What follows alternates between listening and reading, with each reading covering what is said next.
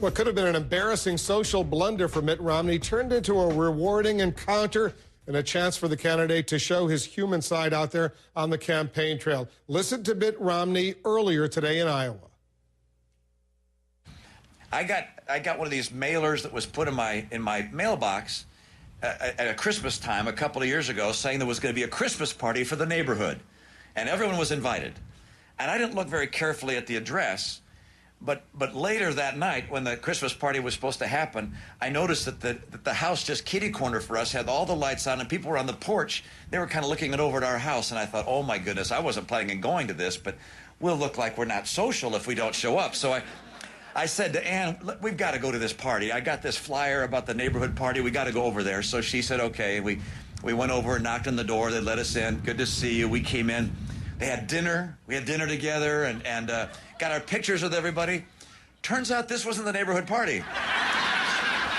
This was a family having a party with their friends, all right? And so we were a little embarrassed, but they treated us well nonetheless. And I got to meet some really interesting people. One of them was a guy actually from my home state of Massachusetts, and a relatively young guy compared to me. And he was a former Navy SEAL. He was living in San Diego, and learned about him. He talked about his life. He skied a lot. He skied in some of the places I had, and we had a lot of things in common. He told me that he keeps going back to the Middle East. He cares very deeply about the people there. He served in the military there, went back from time to time to offer security services and so forth to people there. You can imagine how I felt when I found out that he was one of the two former Navy SEALs killed in Benghazi on September 11th. And it touched me, obviously, as I recognized that this young man that I thought was so impressive had lost his life in the service of his fellow men and women.